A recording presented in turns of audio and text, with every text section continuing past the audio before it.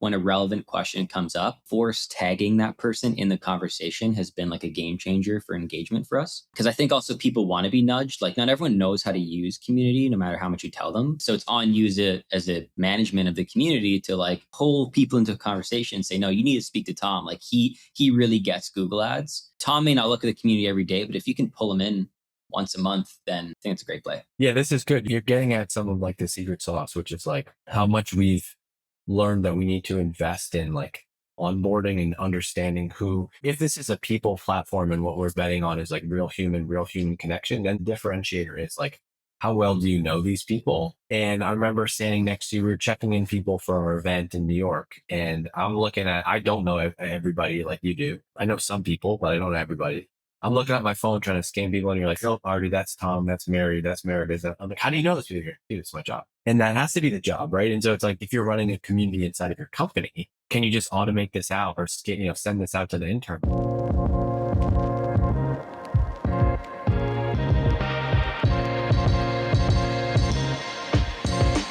All right, we're here, we're live. Well, we're not live. We're in your earphones. I'm excited because today my guest in-house, our very own Matthew Carnevale. Hey, How did I do? Did I say it good? Did I say it right? Yeah, you did good. How you doing?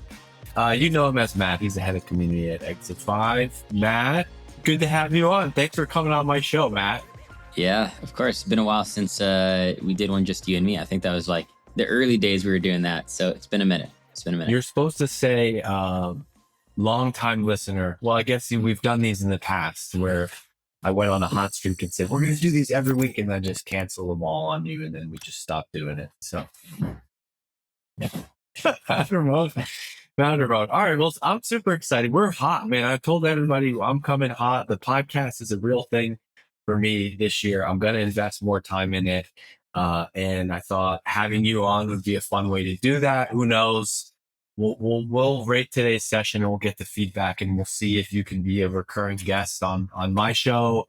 I know there's obviously rumors of, possibly having your own podcast of some kind heading into 2026. If I'm able to check with management on that, we'll see. So, but for today, we're going to have a nice, a great conversation. And, okay, you're head of community at Exit 5. You are actually now currently the second longest tenured employee. We count Dan. Dan doesn't count. He's the first person. Like, he's my business partner. I'd say you're the first full-time person at Exit 5. We're coming up on 2 years. I'm just curious. Can you tell people, let's rewind. How did you get the job at Exit 5? Like, how did you even come into our universe? Yeah. So so I guess I'll just rewind a little bit even further. I started my career in sales. I was a BDR at a company selling marketing software to SMB. I was doing like 75 to 100 cold calls a day. Absolutely hated it. Within that company, within about 6 months to a year, transition into marketing. And then that's really where my journey started in B2B marketing. So prior to joining Exit 5, I was an in-house B2B marketer. And I was a member of Exit 5 and I loved the community. I loved, all the stuff that you were putting out, Dave, podcast.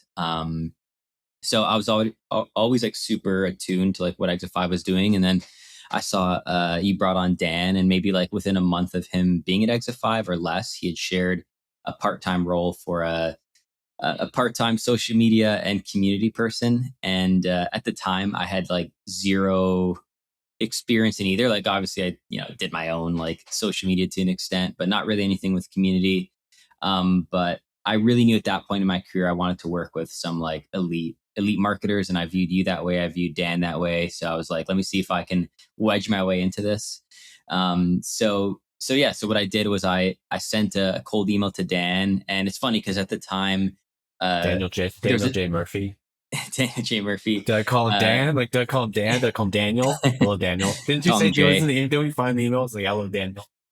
I said, hi, Daniel. Hi, Daniel. Hey is just way too informal. Hi. You would say hi. Hi, Daniel. Hi, Daniel. So I sent him a cold email. At the time, my testimonial of the community was like front smack on the homepage.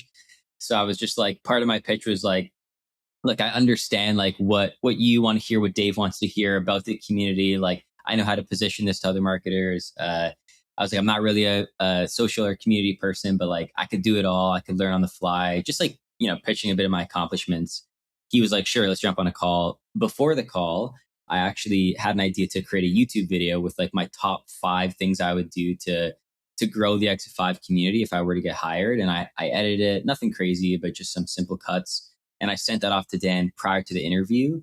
And I think that's like when I was creating it, I kind of knew, I was like, I think this is going to get me the job. And then when I sent it, I was like, yeah, I'm pretty sure this is like a sick play. And he loved it. He was looking forward to the call. And on that call, yeah, we got to talk about that. It was great. I got to like reframe it around my ideas. And then that was it. And then you guys hired me, and then eventually came on full time within like a month or so, and the rest is history. Rest is history. Yeah. Well, you've done an awesome job. You should be super proud of the last 2 years because you made a nice little carousel the other day. I saw on LinkedIn, just kind of recapping the growth. And I think the numbers are great. We talk about them off, I talked about them in my post or whatever. I just wrote one this morning, and we've doubled revenue in the company 3 years in a row, which is amazing. But there's just something, and I think you, having worked at other companies, I think you feel this now too. There's just something that I feel with what we're doing. That's like the math is one thing. It's just so obvious, right? Do you still feel that way 2 years in? Yeah, absolutely. Like I've also like worked at other companies where, we had revenue growth and like people were buying our stuff, but there wasn't that feeling of like people like love us as a brand and trust us a ton. It almost feels like whatever we want to go put out there is going to work because we have that trust. We have a good story to tell. So yeah, that's something that I feel every day, and that's what has made this like the super rare opportunity for me. I don't know if this happens often. Yeah, I don't think it does. And it keeps me up at night. It's like you want it. This is what you want with any company, with any product, like a brand, trust, recognition. I think we have this channel in our Slack called Love/Proof. I don't know why I named it that.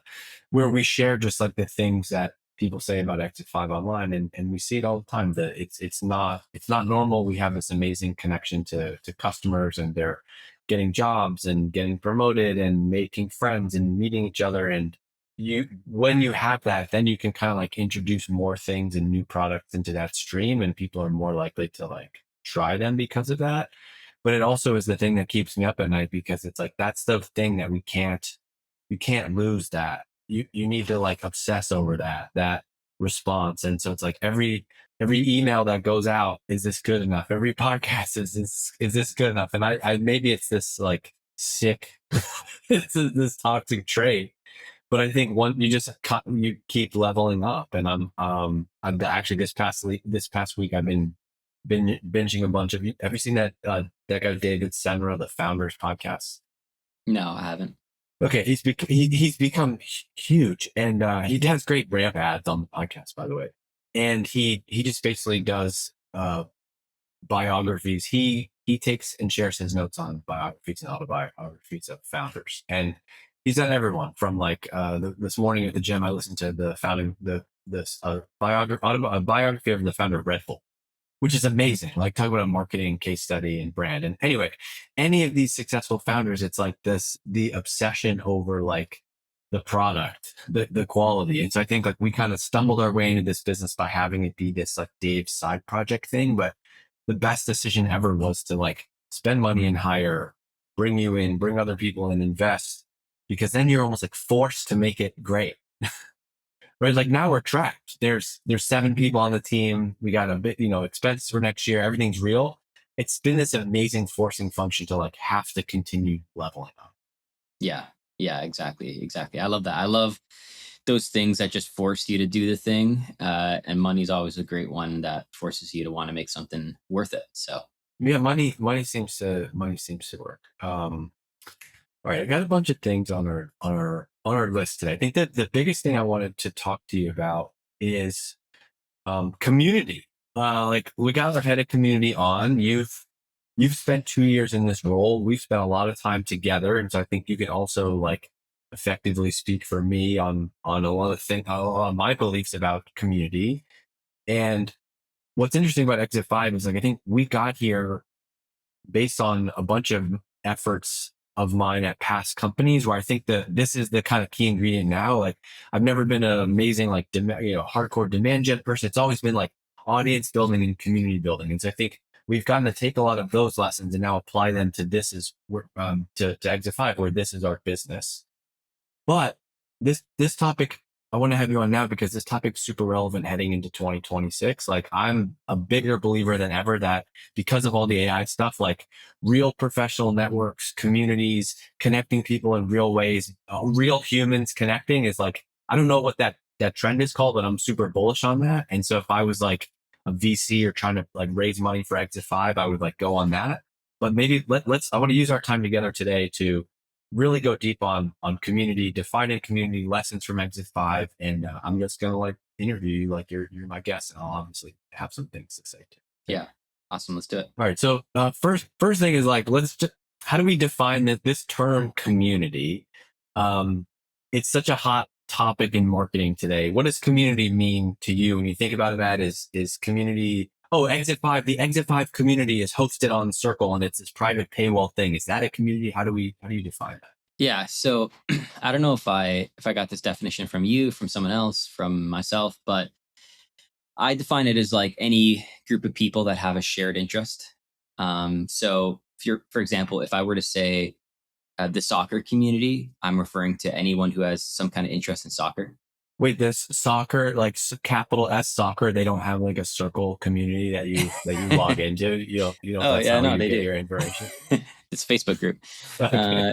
Uh, yeah, soccer community. If I were to say I'm trying to grow the soccer community, I mean that I'm trying to grow the amount of people who are interested in that thing. Now, if I were to say I've created this thing called the Toronto Soccer Club and I want you to join, that's also a community, but it's more of like there's a more defined gate around what that community is. That's a specific group. So that's kind of how I differentiate like, what is community broadly, and then like what does it mean to have a community? That means to have this more defined space where a specific group of people come to do a specific thing. Nice. Yeah, I agree with that. I think that's like I think of my town. We become our kids are in school. We've made a lot of friends, neighbors, whatever. We become more active in our local town. That is also a community, right? The community of this town. Um, okay. Now, in a B2B setting, like that's where people are going to be like, well, what does that mean in a B2B company? I think it translates, right? It's like if you are a company that sells some kind of solution, building community would mean building the amount of people who have an interest in what you're doing, right? So Yeah. it's like there's some Yeah. crossover with like awareness and brand building, but like Nice. that's essentially what you're trying to do. It could be people that don't follow you at all on social, but they pay attention to your stuff. It could be people that follow you in social, people that subscribe to newsletter, customers, all those people are you building community. Yeah, I like that. Let's build on that for a second because I think so. In the context of community for B2B, right? You would never, what never works is just deciding that you should go do something. And as I think like, where does community fit in B2B? We should first go back and just talk about like marketing strategy for B2B for a second. And I think one thing that always works is in B2B, if you think of it as like the context someone has is work, right? This is my job. I work in HR or I work in accounting or I work in finance or I work in marketing.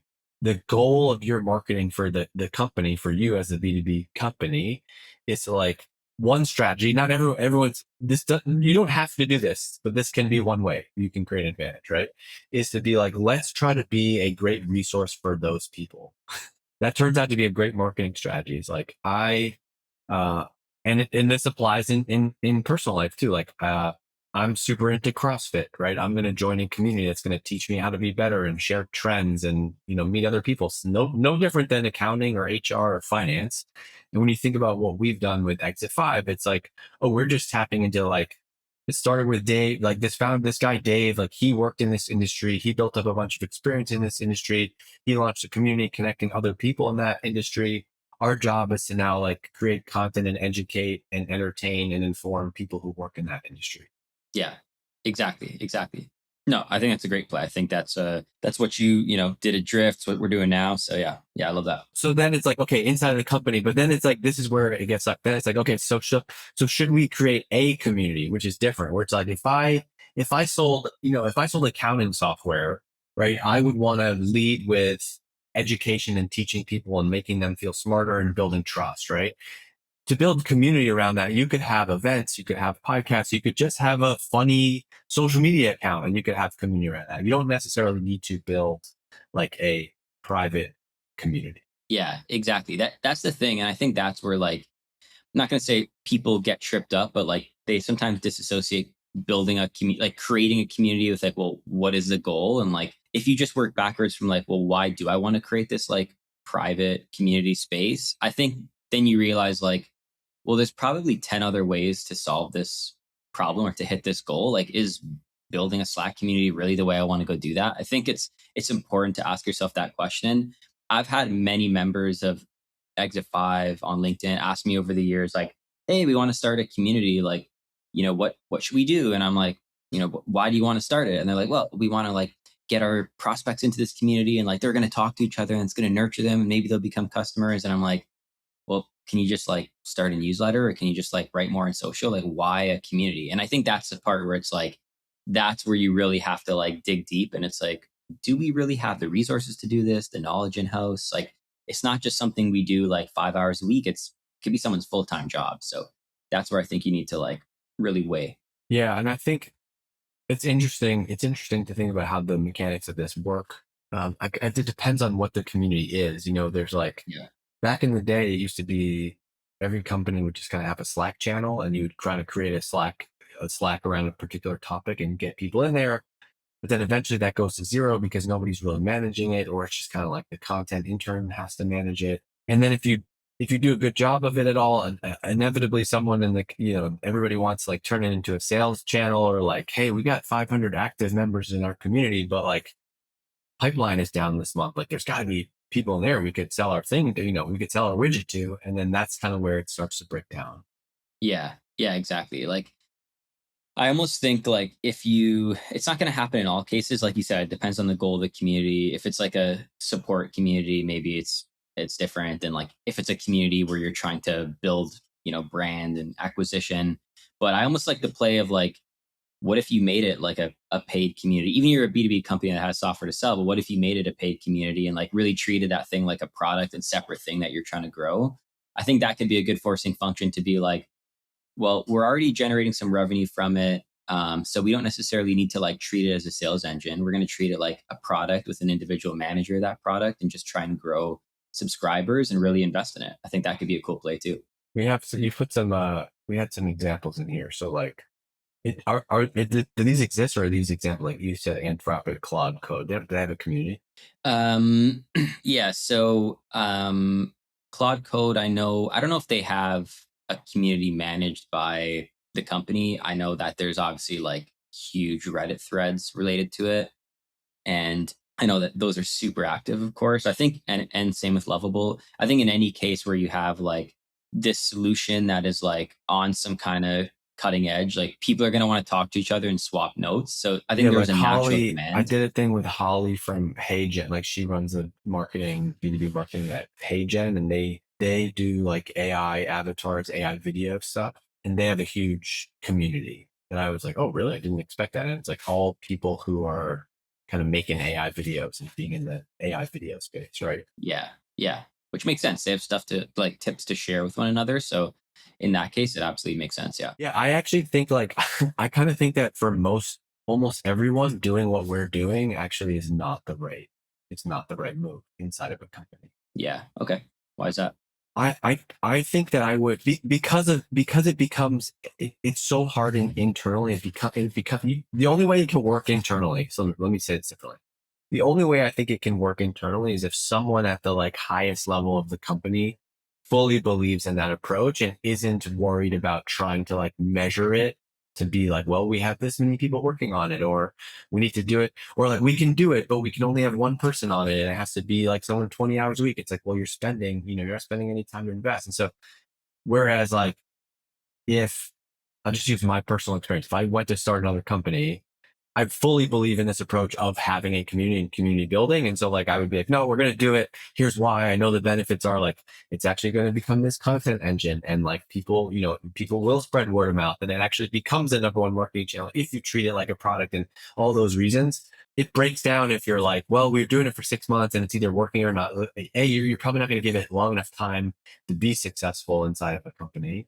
And then B, what you define as successful is most often going to be like, well, it needs to like drive, it needs to lead to like sales meetings, a pipeline. You know, it's no different. Like any one of our sponsors, what do they all, they all want the same thing. They all want pipeline. Yeah. Like, Yeah, does exactly. this thing drive meetings? And so it's like, wow, great. Like, you have this great community and like everybody loves it, but like pipeline has been flat for 6 months. Do you think that, you know, eventually someone's going to want to like crack into that egg somehow? Yeah, you're right. You're right. Totally, totally felt that before. Versus like, I don't know, how could you think of it more as like, if you sold to CFOs and you're like, no, we're just literally going to like run a CFO community because we think it's an amazing thing for our brand and reputation. And what's going to come from that is like amazing word of mouth and connections and goodwill. And, you meet a bunch of people. Well, you're obviously going to also drive sales from that. Yeah. Yeah, exactly. Exactly. Yeah. When you look at it as like, well, we just want to like grow the community around our brand and the amount of people who care about us, like that's kind of like just marketing too, right? But that's community building. Yes, but it's like You nobody, see that. but that's the stuff that like you need to like, how do we measure that, Matt? How do we know if that's working, Matt? Like well, we only got three customers. We only got three meetings from that effort this quarter. It's like I argue with Dan sometimes about like the podcast downloads as an example, right? Like he just wants them to go up, up, up, up, up. And I'm like, that's just not how this works. Unless you're like the most popular consumer level show, or I'm not David Center, we're doing, marketing interviews. I want it to be great. It doesn't work like that. There's many other benefits. I think that's why it breaks inside of a company. I Yeah. don't think it has to, though. I think it just has to be like treated it at the level we treat it, which is like a real product. Because you've seen it. Otherwise, it just becomes like a place for you to like post updates about your company, and then eventually dies. Yeah, exactly. I think that's another thing where it breaks down too is like people want to create community but don't have anyone in house who knows how to do community. So it kind of just becomes another channel for you to communicate updates and webinars with your customers through another platform. So it's kind of like I dies also off. think it's really hard. Some of your main thing. I also think it's really hard to do it without expertise in house. Not on managing a community. I actually would rather have like the subject matter. Wouldn't you? I'd rather have the subject matter expertise in house, and then we'll learn how to do the community management. Versus if we had community management, but like all fluff and not any substance, to actually like lead the community with. Yeah, exactly. I think like just speaking from experience, like I had no community experience going into this, but it was easy for me to pick up because I'm like, these are my people. These are all B2B marketers. And like, I just have to find ways to serve them through this platform. But like, I could do that through anything, through content, whatever it is. But it's like, I just happen to learn it through community. So I think anyone could learn. Community is not that complicated when it's like you use an individual, understand the audience, and like can learn some cool plays along the way. Yeah. Let's talk about, I want to hear some of the lessons, like I want to just put some of this out there in the world, like the community management playbook. Let's talk about how it's evolved, what we thought it was 2 years ago and what it is now. And I'll lead you in like, what I'm trying to get at, Matt, is like how it used to be the thinking from like discussion board to like, it's all about who's in the room and the connection. We've learned so much. I want to kind of riff on that with you. Yeah. I think like even speaking from like, I was an Exit 5 member prior to joining Exit 5. I think there was a time when you knew a community was successful when there was just a lot of discussion happening all day long. There was posts, there was comments, and people on the outside would look at that and be, okay, this is an active, buzzing community. And I still think some of that does exist today. I think people want to see activity in a community. But I think in this time period, the amount of noise online has gone up a lot. And people don't want to just log into another platform, another community, and just see more noise, right? They want to log into something and go to a place where there is discussion and people that they can trust. And I think that's where communities evolve to is like, are the people who are creating and managing the community, like creating that environment of trust? Meaning like, do I trust the people around me that they know they're going to know what I'm talking about and they've been there before or are on the same journey? I think that's a really important thing today and where it's evolved to, a lot of people that I'm speaking to now around like why community, why do you want to join our community? It's because they don't want like to have to catch up on 100 discussions a week. They just want to know like there's a solid, smaller group of people in here that I could trust that when I have an issue, I could tap into them. So I think that's the big difference one of the big differences I've seen anyways. Yeah, I like that. It's like there's certain things that I'm gonna go to ChatGPT and ask questions and riff with ChatGPT about, but there's certain things that I want some specific. Okay, we have a group text of a friend, like Lee and I are friends, like parent friends, and there's specific things that we would post there that we probably wouldn't just like post on LinkedIn. It would be like, hey, anyone work with so and so before, right? Like, or anyone have this teacher last? Did you have this teacher last year? And it's like in our world, if you're a CMO, are you going to go to Reddit and post like, hey, have you ever worked with this PR agency before? You never do that.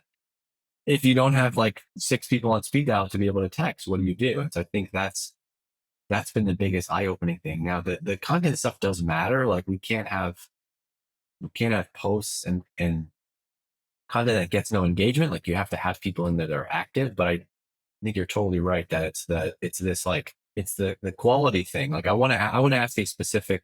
I'm posting this in this room for a specific reason. Yeah. And as I think you move up the ladder in your career a bit, the trust becomes even more important. I think if you're a junior marketer like I was when I first joined Exit 5, I'm like, if anyone could give me any insight on my content strategy, I'm Please, so God. happy to hear it. Yeah. Please. But like, Right. you're the CMO of a $200 million company, you have a 55-person team, like your purview is really, really different. You don't really need like the basics to 101. You need like, what are my most elite peers doing? Like, how are they thinking about this? Like, that's really important of a knowledge gap for me to fill. Yeah. What role do you think like so I want to paint the picture more of like the role of the value of community and the role of like a community manager here for a company. Because theoretically it's like if you got people, you just let them talk to each other, like what do we have to do? But it turns out like there's a lot that goes on behind the scenes to run an effective community. Let's put some of that on tape because we just were saying like how a lot of times they'll just hire the lowest common denominator and just give it to someone, I'll give it to the content person and they'll just kind of do it. Maybe just let's riff on like what are all the things that go on across all of our communities in a month? Yeah. Yeah. So I think like in every community setting, you need to have at least like one thing. It could be like a live event. It could be, we do like asynchronous events, which I could talk about in a sec, but some kind of event every month where it's like, if I'm an individual and part of that community, if I do nothing but go to that once a month or go to it every couple of months, I could get value from that membership, right? Because Okay, it's so like, that's one. So we need one recurring, at least one recurring thing, right? yeah, at least one to start. Anyways, I think that's good. I think you need like just like high level some way to connect members with one another for those who want to do it. So if I'm a member of the community, let's say I'm part of some kind of community, I want to speak to other people like me in that community every now and then. So if you as a community company can connect me with other heads of communities, for example, like that would be a valuable thing as a member of a community. So I think that's super important. Is some way of forcing connection because I think we talked about this earlier about What would an where, example of that be? How do you force connection? yeah. So there's a couple things. One is having some kind of matchmaking program. It's something we invested in maybe like 2 years ago now. But it's just like very simply like I opt into it, and every single month, based on my challenges, I can meet with another marketer like me. And that tool does a lot of the heavy lifting for you of matching people with one another. That's been a really, really great play. Another way to force connection is like, I think inevitably when you put people, let's say you put 100 people into a community, like there are people who are going to ask questions because there are some people who just kind of get that. But whether people actually answer with anything insightful is a whole other thing. And I think what's worked really well for us is just like upon onboarding and intake of new members, collecting some basic information about them and their experience. Yeah. And then when a relevant question comes up, force tagging that person in the conversation has been like a game changer for engagement for us. because I think also people want to be nudged. Like not everyone knows how to use community, no matter how much you tell them. So it's on you as a management of the community to like pull people into a conversation and say, no, you need to speak to Tom. Like he really gets Google Ads. Tom may not look at the community every day, but if you can pull him in once a month, then Yeah. I think it's a great play. Yeah, this is good. You're getting at some of like the secret sauce, which is like how much we've learned that we need to invest in like onboarding and understanding who, if this is a people platform and what we're betting on is like real human connection, then the differentiator is like, how well do you know these people? And I remember standing next to you, we were checking in people for our event in New York, and I'm looking at, I don't know everybody like you do. I know some people, but I don't know everybody. I'm looking at my phone trying to scan people, and you're like, "Oh, Artie, that's Tom, that's Mary, that's Meredith." I'm like, "How do you know this people here?" Dude, it's my job.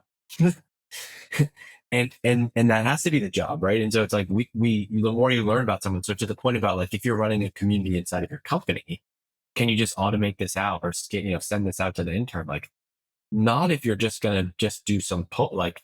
And I've been in communities where this is the, hey, what's everyone, like, tell me a challenge you have right now. And say, well, why am I in here? Right? We're like, for me personally, as a founder, I'm in a community, I'm in Hampton, and Hampton's great for me to be able to be like, I have a question, because they have vetted people to a certain level. I know that at least if I post in there, I'm going to do this. Perfect example, deciding on a holiday gift for the team this year. I'm a terrible shopper. I don't know what other people are interested in. I posted in Hampton, and it became this really popular post because it was a great time. It was like a bunch of founders being like, yo, what are you getting for your team this year? And it was amazing. People had all different levels of answers. And one guy goes, cash. You know what always works? Cash. What do I say? Four figures of green always works. That's how I interpreted it. And it was like, all right, done. That's what I'm doing. Cash. And so it's like things like that. But that's because they've curated the room, right? I think it's just easy to be like, oh yeah, we do matchmaking.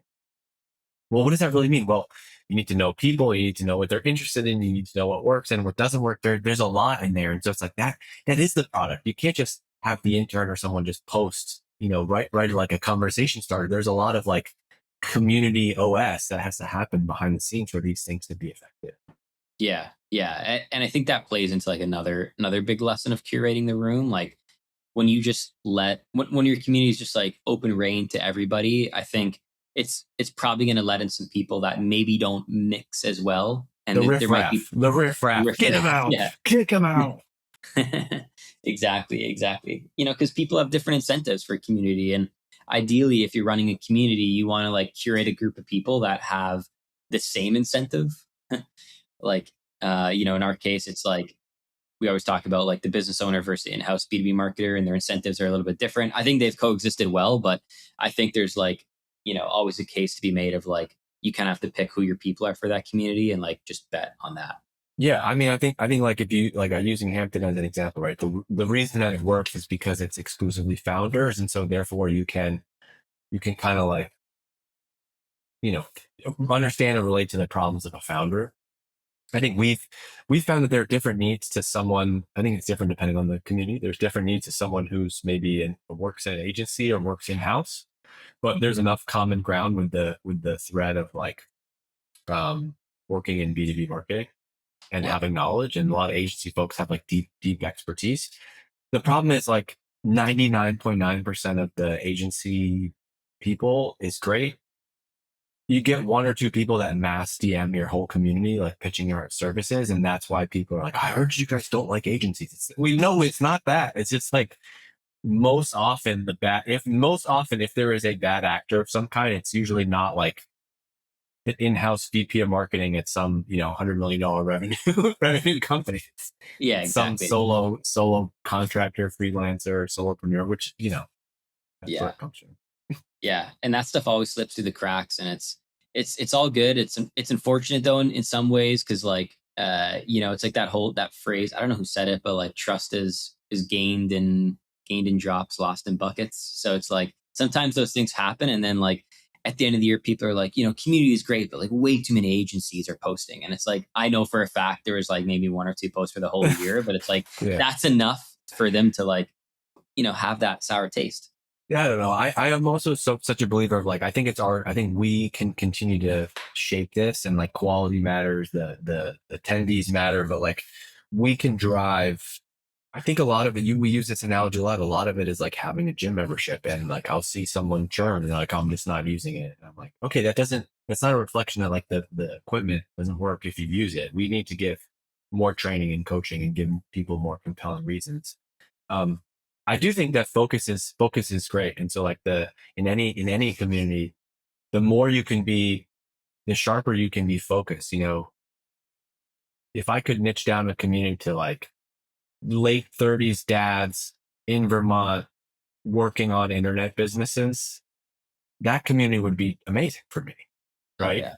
And the churn would be low, and like the engagement would be really high. It's just like finding the right balance. So I think we've gone wide with B2B marketing, and I think we're like honing in on certain areas, right? And I think we're gonna just, I think, continuing to focus. The hard part is like it makes some people unhappy, and you have to say no to some people in order to grow. But like, I don't know, go back and study any business of all time ever, and they always almost shift their market as they grow, right? Yeah. Yeah, exactly. Like the word community is like it's inclusive by nature. So I think some people think that, oh, if you're doing a community, like I should be in, That's right? an interesting insight. Yeah. Yeah. But like it's very community is actually very much like it's like we're building it's like anything. We're building this for a specific person. And like if you're not like if you don't fit that, then this isn't gonna be for you. Like this isn't the right product for you. That's right. We only have gluten in our pizzas, like I thought this was great. You shared this the other day. We'll give him a shout out to Jay Klaus. Like Jay Klaus is for me, my community is Hampton. Yours is Jay Creator. What's it called? Creator Science, Uh Creator Lab, yeah. the lab, The lab. Yeah, the lab, yep. the lab. And you shared this, and this is which I thought was great. I don't share too much inside info, as you know. But this is one that I like. You found the way that Jay frames like gray areas with community and has them written up, I think is really good, because there's been a lot of things that have come up over the years with us where it's like, what are the lines of like self promotion or promoting your, people say, I'll get messages all the time like, hey Dave, I wasn't going to post this, but like, I'm worried about it being self promotional. Like, if you have to message me, the founder, if you have to message me to like ask, that probably it's going to be like that.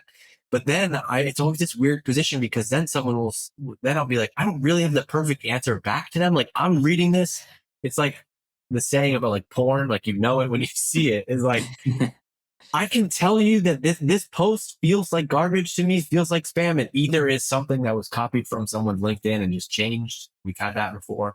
Or it was like, this is like a straight up promo, but disguised. Like, but come on, I'm being nice. I'm helping people for free. Like, and so I just think even just labeling it as like, look, this is kind of like, it's a people business. And in a people business, there's going to be a lot of things that are not black and white, they're gray. And so I think just acknowledging that we have gray areas. And so in his thing, he wrote, sometimes solicitation or self-promotion is a little bit of a gray area. In general, we're pretty strict about removing posts that are simply sharing links to content that you've published. The reason is simple. In a community of hundreds of content creators, if we allowed sharing of any link, the whole feed would be flooded with each other's content. The result would be everyone sharing at each other and talking to each other. And Jay's obviously great, big fan of his stuff, but the way that they frame that is perfect. That's what you want, right? You want people talking to each other, not at each other. And it's like, if I read your post, it sounds like you're talking at me. Exactly. That was such a good framing. I even like and this is something that like I used to say in the beginning was like, what if everyone did it? It's like, well, what if everyone just shared their thought leadership style posts? Like this community would go to shit. So it would just be That's like a amazing. We mini actually LinkedIn feed. I have a book. I have a book upstairs, and one of the books that we read to our kids, it's called "What If Everyone Did That?" And it's like some kids eat lunch at the party, just throws his trash on the ground and leaves. And it's like, what would everyone? Well, what if everyone did that? God. Yeah. Great But line. I think one thing we've learned also is just like, and I don't want to. I think community managers, man, don't get enough shout out and don't get enough like recognition for that's why these things succeed in companies, because I do think there's just quite literally some level of like hours that you need to put in. I think just us like replying to every post, reading every comment, something we've been like nuts about over the last years. Like anyone that I see that doesn't have a real headshot profile picture, like I'm commenting on it and I'm sending it to you. And it's like, those are just the details that you need to be there all the time. And so are you willing to invest in a community? And now this thing is kind of always on 24/7. Are you going to like invest? Are you ready to be there at that level? Yeah. Yeah, exactly. Exactly. Because like the people on the other end, the members, like they're not there all the time. They're just popping in every now and then. So when they're popping in, they need to have a good experience. If they don't have a good experience, they're never coming back. So that's why you as a community manager, it's like, yeah, you need to be there and you need to like make sure it's always good for everyone coming in and when they come in. All right. So this was in our list of most underrated community plays. We talked about a bunch of tagging and bringing in relevant people, relevant members. In-person events, we haven't really hit on it, but I think we learned an amazing lesson over the last year, really, which is in-person cements what happens online. And so if you have people who initially connected, like our events feel like incredibly warm from the get-go. And the reason is because at least 50% of the people already have had some form of interaction online. And so I'm like, oh, that's Matt. I recognize him. I'm going to go see what's up. That creates an incredible connection. So we're going to continue to do more of that. And that's made our unexpected benefit to me is like the online things have made the in-person things have made online better in a way that I couldn't have anticipated. Yeah. Yeah. Yeah. Exactly. Exactly. It warms people up. No, it's been great. Well, just like now, I'll like take somebody like Lindsay O'Brien or as an example. Like if I see a comment from her, I feel like I know her now, and so I can like read the comment, or like Charlie Riley messaging me all the time. Right? You know people now, and so I'm like, oh, I understand the context of that, of which they said Yeah. that. Market what's upcoming. This is a great lesson. I just think for any marketing, this is why like as a marketer, having access to the roadmap and being involved in the product roadmap and development of your company matters, because when you can, so often in marketing, like you might not be here yet, but you can talk about where it's going and what's coming next. And so I think us having stuff lined up about what's happening in the community this month is something that drives engagement and membership. Yeah. You talked about pure connection. Most overrated, what doesn't move the needle, but people think, virtual events, Matt. Yeah, I think virtual events can be overrated in community. We still do them. I'm not saying we don't do them, but I think the first place, whenever I've spoken to people who are like starting a community, like the first place their brain goes to is like, oh, like we're going to do these like virtual events every month, like almost like a webinar where it's like a couple people from our company are going to like talk at our members. And I just don't think that is why people join community. I think maybe they had some kind of hook in, but I don't think they joined to get talked at. I think there's plenty of mediums out there where you can get talked at from smart people. They join to meet others like them. So if your whole play is like a virtual event every month where like the team is talking at the members, I just think that's not going to be super interesting to anyone in there. So you could have them, but like maybe instead of like we're going to talk at you that month, it's like every month one member is going to spotlight one interesting thing they're doing. And that's not going to be relevant to everyone in the community, but it's like, great, like we're going to get 10, 15 people there. This person's going to talk about how they do X, Y, and Z. It's going to be more of an open discussion where you can come off mute and actually talk. I think like that's more how I would run these virtual events versus just like the typical way. Content, good for getting people in the door, but not as much for making them stay. That's where you need to learn and lean into pure connection. Yeah, I think the meta lesson that we've learned is we need to have marketing, education, and content because that's what's going to get someone to come in. But the sticky feature is when you actually make a friend, meet someone, we have countless stories of those people. That's the thing that we want to foster more. If it was just like positioned as exit5.com, hang out with other marketing people, like I don't think that hits in the same way.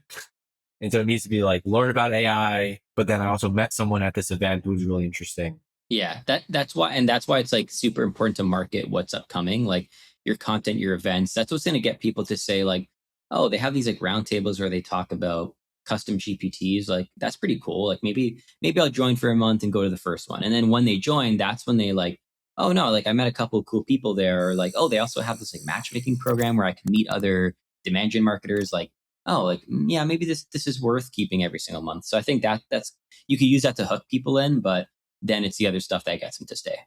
Okay.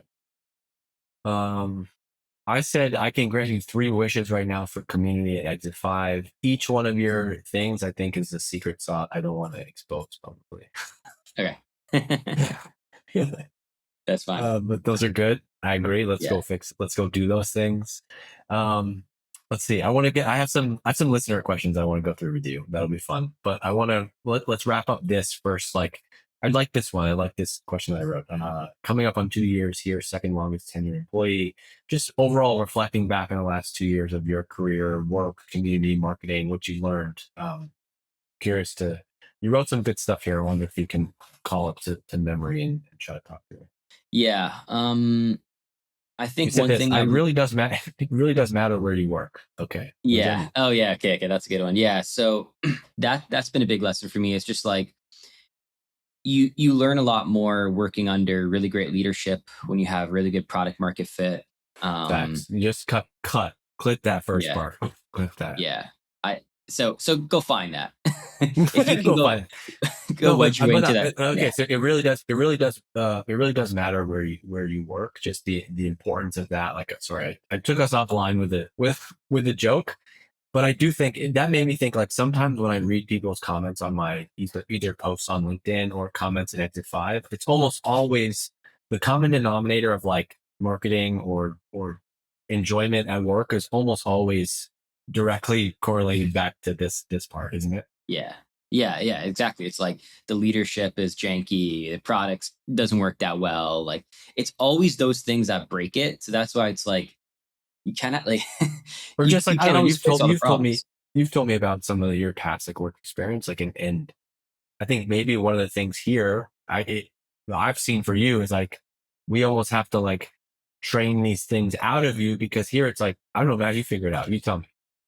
Wait, really? Like you got, it's a small company, it's early. It's like you have the playbook where like so many times in marketing, and I was talking about this with Jess yesterday. If you have people who don't get it or don't get business or you don't see things eye to eye, or maybe they do get it, but it's just not your way. It's impossible to work when like someone is just like you're second guessing yourself like constantly, or you're having to be asked to justify something that you did like every time you breathe. Yeah. Yeah, exactly. Like that's a big one. Just having that freedom to like go and move fast and ship and break things. Like that's most people are like they feel that if they go and do that, like someone's gonna yell at them for something. So they don't really like just go execute at a fast level. So yeah, exactly. Teaching those things out of me is totally part of my experience. Yeah. That's why we're always like B2B marketing doesn't have to be boring. But really someone inside the company is like, I get that, Dave, but like literally I can't do shit because every time we like pitch a new idea to the team or we want to do something like, no, can't do that. Don't have the budget. Don't have the time. I'm like, okay, yeah, my bad. Like I get that. It's exhausting. Yeah. It's like this really I don't know what to tell you in that case. Like it does suck. Yeah. You should try to go find a different job. Just work for a Go to a different unicorn. Like, are company. you stupid? I'm sorry. When I say that, it must be nice to be able to say that. I'm like, well, there's a lot of companies hiring marketers. You'll be Yeah, good. it's not always the big names. There's a lot of small Yeah, companies right. that have this too. But it sucks. I mean, I've talked to someone, VP of marketing, former friend of mine. I reached out recently to send him a message. Actually, it was for like our marketing leadership event that we're doing. Jeff sending invites. Hadn't heard from this person in a while, and they were like, I'm actually I'm taking a step back from marketing. Like I got laid off from my last three companies. And this is she's like a legitimate VP marketing. Could just three companies bad in a row. It's like, God, it sucks. Yeah, that's rough. That's rough. It's hard to see that from the outside. Yeah, it is. Sometimes though, you're like, that guy, he was wearing those weird open toe sandals in the office. Like that should have been a sign. Yeah, I did not need to see his toes in his the toes. I interview. don't see anyone that I works with toes No, please. in the Please office. not. Another one is that you put in your notes here is like community. So it matters where you work. Okay, that's great. Made me feel good. It's so much more than community is so much more than a Facebook or Slack group. Yeah, yeah, kind of what we talked about earlier. It's like when you talk about if community building's part of the strategy, you're trying to grow the amount of people that have an interest, a shared interest in what you do, what you're solving. It's not necessarily we're creating a Facebook or Slack group or whatever. So I just think like that's something that before this I didn't have that point of view, but now I understand community building at a broader level, and I think it's actually like just not even talked about enough in that context. And then you talked about a little bit about something that's changed is how you work. You need to You said I need to start the day early and hit the gym right away. Sleeping in doesn't do much for me. It makes me feel too relaxed and lazy. Working from home is great, but the downside is it's too easy to be in rest mode. I need to shock myself early in the day and it'll carry through. Yeah, that's something that, in past companies, well, and I think part of it has stemmed from like, I'm now in an environment where I want to produce my best work and need to. I think this company needs people who are operating at their best. And what I've learned for me is like, if I sleep in and start the day on a very relaxed note, I have a harder time really getting into it. For other people, it may not be the case. So I don't think this necessarily is the same for everyone. But for me, it's like, what works best for me is getting up super early, doing something that is kind of, I don't always feel like doing right away. And then it's like, okay, cool. I've kind of been like shocked to start the day. And now like I'm just more like higher frequency, as some would say, throughout the day. A high frequency, baby. I'm gonna do a workshop. Chris messaged me. He's like, you need to stop talking shit and come get yourself encoded. And I'm gonna go and learn all about it. But no, I think it's great. I believe in all that, by the way. Like totally, so much of that is true. The people you surround yourself with, what you believe. Just last night, Leah sent me a picture from a post-it note I had in my closet, and it was the goals that I had for this year, and wrote the number down on a post-it and put it in the closet. And she said, "Hey, you did that." And I said, "Yeah, we did do that." And the same exact thing happened the year before, and the same exact thing happened the year before. Like I believe that you speak things into existence, especially if you write them down. On the routine thing, I wanted to call that out because so many people that listen to this podcast are marketers and they work from home. And I, you know, having worked through COVID, like there was from 2020 to 2022, it did feel kind of like I kind of did the same thing every day. I just would kind of like roll out of bed and open up my laptop. I've always been a morning workout guy, but I just mean like in the last couple of years, something that I've changed is like getting out of my house, going over. I have a space here, but I would try to rent a space if I could or go somewhere, putting on real clothes, being a real person, treating it like I am going into the office has helped me separate those two things and like also shift into work mode. But it's also been an incredible advantage being able to work from home because there are many good things have come from like, I'm just in my house and it's 9 o'clock and I'm like, oh, got an idea. And I run out to the office. And so like, there's trade-offs to both that, or you get you get an out of breath, like audio note from me or something. Exactly. Yeah. No, if you can bounce it, I think it's the best of both worlds for sure. All right, let's take these questions from listeners. I want to see. This one's from Alan. I want you to answer this, Matt. I want to hear your opinion on how you would answer this. Alan says, "How do you decide when to share founders? How do you decide when to share founder struggles publicly versus keeping them private?" This is from like a content strategy standpoint. And what would you say? I think so what I like I'm not obviously not a founder, but I think it's like I think individuals probably think that what they're holding close, people are going to be like highly attuned to and like maybe want to steal in some ways or like view them as weak. I don't think others view it that way, but at the same time I still do think like you want to keep some, I think perception matters, and I think you want to keep some perception of like, hey, like we kind of have our shit together here. Yeah, we go through struggles like everyone else, but like, the ship's not sinking or anything. I do think that is important. If I were to spend like 5 grand a year in a product and the founder is constantly talking about their struggles and things that are like not going right, a part of me would be thinking like, is this a sinking ship? Like I'm kind of sort of Absolutely true. so to an extent, I think less struggle is more like good hey, stuff. we had a really shitty quarter. My marriage is falling apart. We missed our sales projections by 50%, and I gained 12 pounds. But I feel like I only post my wins on LinkedIn, so I just wanted to come here and keep it real with you. Hashtag not a friend.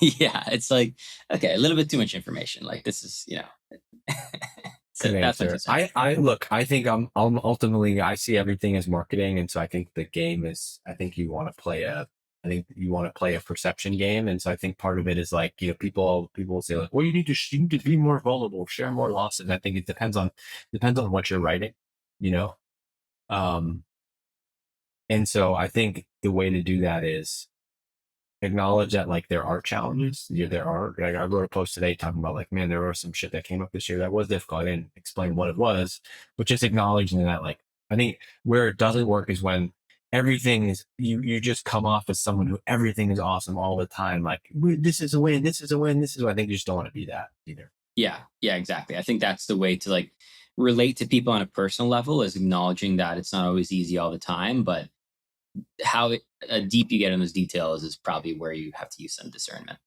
Okay, this question's from Alexandra. Dave, thought leadership is just an excuse for being loud online. And I'm sorry, I that was leading. Let me reread that again. I'm reading it as the way that people. This must be what people do to me. They read my things and how they think that I would say it. Let me not project onto this one. Dave, thought leadership is just an excuse for being loud online. And I'm curious what you'd say about expanding Exit 5 beyond marketing. Seems like a lot of folks are already doing that with their own brand. First, let's answer the first one. Matt, reaction to thought leadership is just an excuse for being loud online. I don't think people want to be. I think maybe Sounds like thought a leadership hater has to me. gotten it. Sounds like a hater to me. That's Yeah, not the energy that I want. I don't care. Thought leadership is an excuse for being loud online. Look, I think that if you have something that you are proud of, that you have worked on, that you've created, and you want to sell and get to others, like, I think there's no shame in being loud about your product online. yeah, yeah, and like thought leadership has maybe gotten a bad name in some ways. Like if you're posting good stuff online, like that's not an excuse for being loud. It's you're sharing your work and you're sharing good stuff and helping other people get smarter and learn. Like that's an amazing thing. That's changed my life. That content online from Yeah, other people. perfect So example. Jess was telling me yesterday about some founder of this SEO agency, like, wrote all this great data out about AI and SEO, and like Kip and Kieran were citing it, and then she was mentioning it on that podcast. And it's like that literally, that's thought leadership. They just did a good job of it, right? And so I think, like, boasting about like me sitting on the back of my truck shirtless with a bag of money, like talking about like how I made $6 million this year or whatever. Like, that's being loud online. I don't think that is advantageous. But that's not what we're talking about here. I put this question in our mix because I want to clear that up, and it's a objection I hear from founders a lot. It's like why they don't want to like participate in marketing or like do any of the founder brand stuff is for that reason. Which I yeah, think it's a yeah, false belief. yeah, agreed. This is from Nidhi. What are two or three signals that tell you the podcast is driving real pipeline for Exit 5, not just downloads? Always tuning for this at Connected. I mean, Matt, you've hosted a couple podcast episodes. You've been in the mix. You feel what our business is. You see what the Slack messages are. I think um, the way that we tell is like quite literally people will tell us that they listen to the podcast. Like, I wish there was we just know, like, I do look at downloads. We do look at audience. We want to make sure people are listening. But I think if you've worked at our company for any longer than, 3 months, you will quickly realize how many people tell us that they signed up because they listen to the podcast at some point. Now, it's not like I listened to the podcast and then I bought your thing immediately. Right. But it's, um, hey, I've been listening to podcasts for a long time, or, started listening to podcasts, whatever. People will tell you. That's number one. What else would you add to that if you wanted to help someone understand the impact of a podcast? Yeah, I think like, for us, we have like tons of, tons of new customers, but we're a more high volume business. So we're going to get data quicker on like why people are signing up. I think in a business that maybe doesn't get as many new customers or as much pipeline, you're going to have less swings and at bats on learning why people join. But I think there's also so much to a podcast that isn't just like, yeah, some people will tell you they signed up because of podcast, but like there's so much to it in a B2B company. Like you can meet and interview potential customers, and that could be a way to like build some pipeline and move people through. I think it's like those insights feed your marketing strategy. They could feed your product strategy if done correctly. So it's like, I don't know, if you're just going to view podcasts as like another ad for you guys, yeah, maybe it's not going to always directly turn into a customer. But if you're viewing it as like an engine for a lot of things across the business, it's like, yeah, that should be having an impact on pipeline and business growth and product strategy. Then, yeah, absolutely. Like, so Yeah, part of that is like the selling of leadership as to why you're doing it in the first place. I like that. It makes it. Yeah, I love that. The podcast being the engine for your content machine, not just doing it. It could also be like you start one just to like give some shine to your top customers, and that's the goal of it, right? You could answer that. Let's see. This one's from Alex. How do you plan and execute your podcast when you first started? How does your podcast prep, recording, and post editing look now? So, this I started my first podcast was 2014. That was 11 years, almost 12 years ago. Holy shit! And back then, I was in person, and it was in Boston. I would go around and I would do interviews with founders in Boston. And when I first started out, I would, maybe this is why my podcast was good then, is I would just prep. I would over prep. And so if I was doing an interview with Matt, I would listen to a bunch of interviews with Matt. I'd read stuff online. I'd find as much as I could about Matt. I'd come up with my own questions. And I have this long list of prep. But then I noticed really quickly, once you get into a conversation, because a good podcast is an actual conversation with someone, not just a back and forth interview. I would end up throwing away all my notes, because then once you get into the flow with someone, you're not so worried about like next question. And I would have that to then like help me come back to. And so if you're just starting out, I would over prepare. And then obviously it depends on the type of thing. We were talking about David Senra's founder podcast before.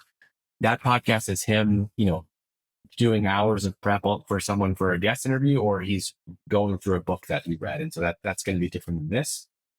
Over prep, really work backwards. Like, what do you want to get out of this episode? I think now, because I've been doing it for, over 10 years or whatever, like I do just let it flow a little bit more. And I have a sense of like what topic I want to have, but I do know that the best conversations often are about the banter, not the like, did he ask Matt the hard hitting question? And that's why people want to listen. And so we do more of that.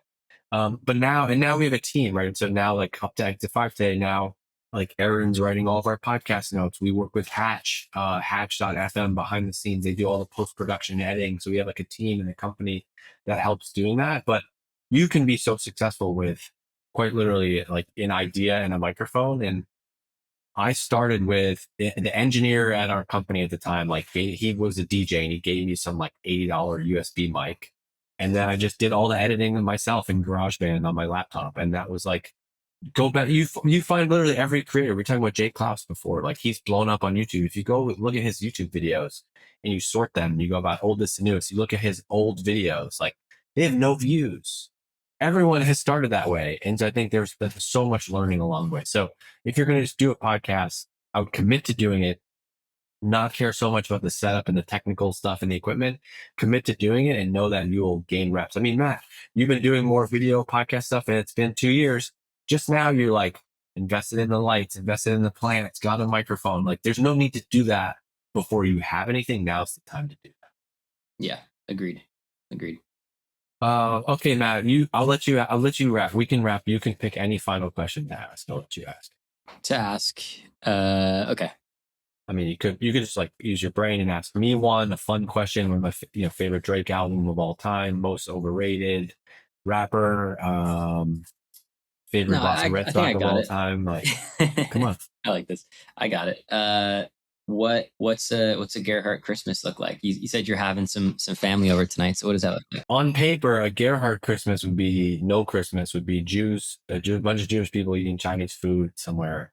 But now that we have, commingled families, I'm married. My wife's family celebrates Christmas. And by the way, we just been rolling for the last 8 days was Hanukkah. We're rolling into Christmas. We're hosting at our beautiful house in the woods here. We're hosting this year. My kids, there's no school. Everybody's already going bananas. What's happening over there? Like when I hang up with you on this, I'm putting my laptop away. I'm going. You know what I hate? I hate that image that people slams the laptop shut till Monday. I hate that. I hate that image. Don't ever post that image. I hate that. Everybody's coming here. We got people coming here. The wood stove is burning. Where we have we're having tacos tonight. Just a little easy meal that everyone can. We want a low maintenance meal. Tomorrow's gonna be so much cleanup, and then everybody will be here tomorrow. We'll do the. We've adopted a tradition from my wife's side of the family. Don't tell anybody. Please don't tell anybody this. Don't cancel me. But we partake in the holiday tradition of burning our trash on Christmas, which is one of the most American, maybe even Canadian, joyful experiences ever. Just seeing a whole pile of just crap that's probably so terrible for you to be inhaling, just being eviscerated, is just very, very, very heartwarming. Yeah, and we'll be here. We're just, tomorrow's a day where like, what's so fun about my kids now is like, I get to be a kid again tomorrow. It's the best. I play with their toys, open their presents all day. What are y'all doing? Beautiful. Yeah, no. So tonight going to my parents, and in Italian culture on Christmas Eve, you have Oh, fish. tonight's the Yeah, fishes, right? This is yeah, this night the 7 fishes. seven fishes exactly. Wow. What's your strategy for like eating today? Is it a normal eating day, or you're trying to like? So you can't eat meat today. That's you're not supposed to eat meat. So I'm gonna do, yeah. So I'm gonna do, I don't know, something, maybe eggs for lunch, something like that. And then the strategy is go damn hungry, but you know when you're like too hungry and then you eat that one thing and Yeah, you're like, dude. I yeah, do that on Thanksgiving, and I can never like. I just don't have the yeah, Thanksgiving stamina because I don't eat, and then I like come out of the gate so hot, and I'm like, ugh. yeah, exactly. You know, I think mixing a glass of wine, that always makes you a little bit more hungry. Oh, oh. This is a kids podcast. Yeah, mixing a glass of wine, you're good to go. All right. And like, what about gifts? Do you have like do you have gifts for your family, for your fiance? What's the plan? Yeah, so typically every year it's like everyone gets each other a gift, but this year we decided to do a white elephant with our families, which is super cool because it's like you just have to get one gift for one person.